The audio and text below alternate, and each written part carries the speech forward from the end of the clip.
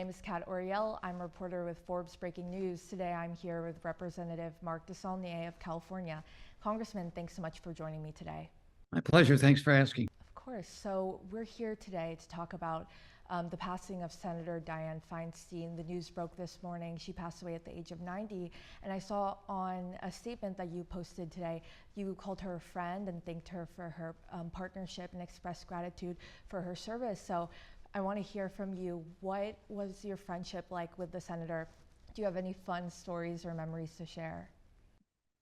Well, I have multiple ones, both as a constituent. I moved to San Francisco a long time ago when she was on the Board of Supervisors. I was a resident in the restaurant business. So starting there and then getting into politics in the Bay Area about the time she got elected to the Senate. And she was very close friends with a close friend of mine, Alan Tauscher, who passed away 5 years ago, who was a member of Congress. They were very good personal friends. So that was my relationship with her in particular. And she was really very available to me when I was in local government, when I was in the legislature in California, and as a member of Congress.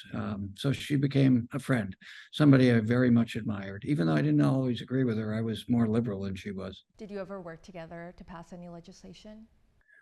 You know, we worked on multiple things. I've spent a lot of my career in air quality transportation and education and labor issues, but water is a big issue, as you know, in California.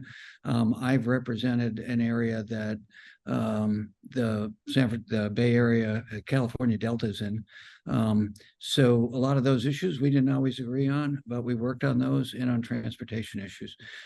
We did a request and a bill to look at infrastructure in the Bay Area and funding, particularly around access from the East Bay to the West Bay. I represent an East Bay district, and of course, she was from San Francisco. So we tried to work on ways after Loma Prieta to make sure that transportation infrastructure was done in a more thoughtful regional way.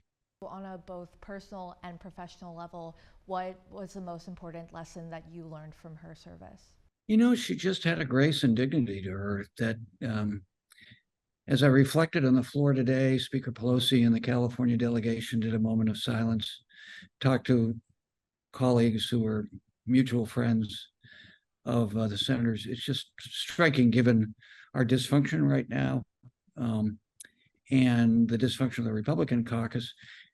Senator Feinstein was a real example of grace, thoughtfulness, and tenacity across the aisle to get things accomplished. So it's something, unfortunately, we have gotten away from, where she really did believe in problem solving and respecting people who were colleagues but represented a very different worldview and were voted to office from people who had different constituencies than San Francisco or the Bay Area or California. What do you think Senator Feinstein's lasting legacy will be?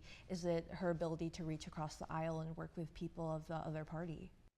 I would hope so. I would hope that we go back to a model where accomplishment, grace, thoughtfulness would be it, like in her best moments, she was an example of.